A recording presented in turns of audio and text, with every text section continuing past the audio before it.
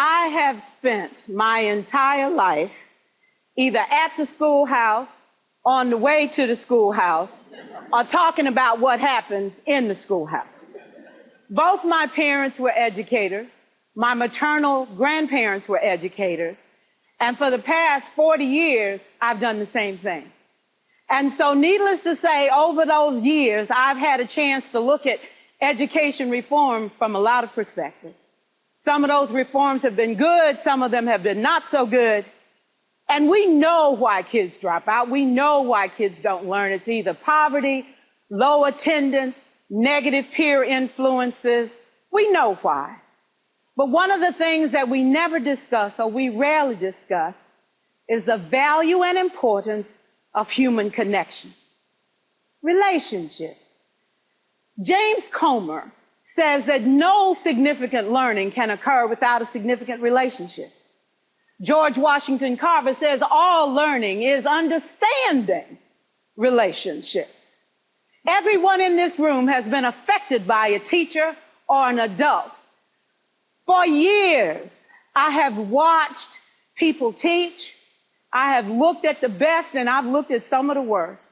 A colleague said to me one time, they don't pay me to like the kids. They pay me to teach a lesson. The kids should learn it. I should teach it. They should learn it. Case closed. Well, I said to her, you know, kids don't learn from people they don't like.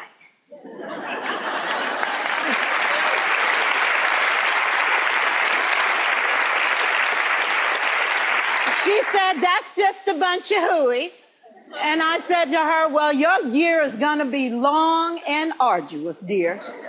Needless to say, it was. Some people think that you can either have it in you to build a relationship or you don't. I think Stephen Covey had the right idea. He said you ought to just throw in a few simple things, like seeking first to understand as opposed to being understood. Simple things like apologizing. You ever thought about that? Tell a kid you're sorry, they're in shock. I taught a lesson once on ratios. I'm not real good with math, but I was working on it. And I got back and looked at that teacher edition. I taught the whole lesson wrong. So I came back to class the next day and I said, look, guys, I need to apologize. I taught the whole lesson wrong. I'm so sorry. I said, that's okay, Miss Pierson. You were so excited. We just let you go.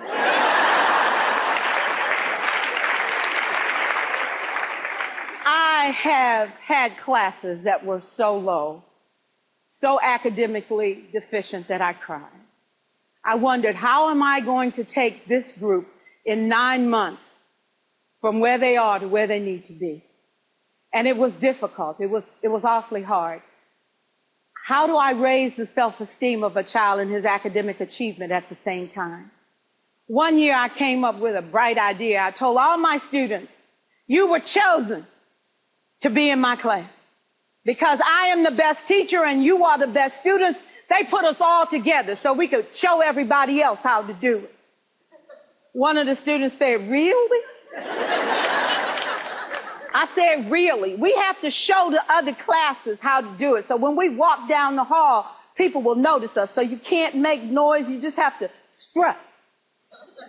And I gave him a saying to say, I am somebody. I was somebody when I came. I'll be a better somebody when I leave. I am powerful and I am strong. I deserve the education that I get here. I have things to do, people to impress, and places to go. And they said, yeah. You say it long enough, it starts to be a part of you. And so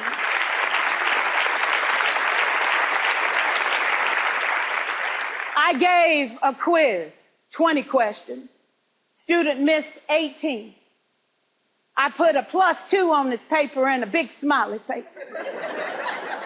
He said, Miss Pierson, is this an F?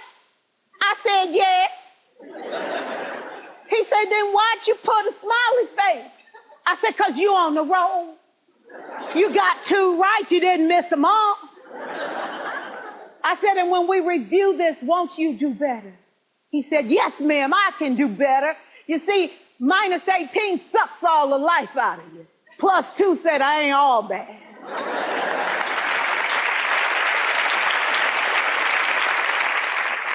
4 years, I watched my mother take the time at recess to review, go on home visits in the afternoon, buy combs and brushes and peanut butter and crackers to put in her desk drawer for kids that needed to eat, and a washcloth and some soap for the kids who didn't smell so good. See, it's hard to teach kids who stink. And kids can be cruel. And so she kept those things in her desk, and years later, after she retired, I watched some of those same kids come through and say to her, you know, Miss Walker, you made a difference in my life. You made it work for me. You made me feel like I was somebody when I knew at the bottom I wasn't. And I want you to just see what I've become. And when my mama died 2 years ago at 92, there were so many former students at her funeral. It brought tears to my eyes, not because she was gone, but because she left a legacy of relationships that could never disappear. Can we stand to have more relationships? Absolutely. Will you like all your children? Of course not. And you know your toughest kids are never absent. Never. You won't like them all, and the tough ones show up for a reason. It's the connection. It's the relationships. And while you won't like them all, the key is they can never, ever know. So teachers become great actors and great actresses, and we come to work when we don't feel like it, and we listen to policy that doesn't make sense, and we teach anyway. We teach anyway because that's what we do. Teaching and learning should bring joy.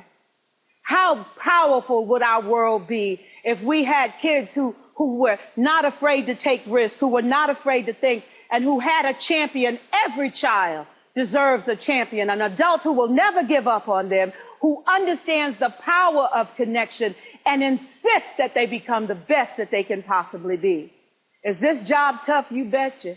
Oh God, you betcha. But it is not impossible. We can do this. We're educators. We're born to make a difference. Thank you so much.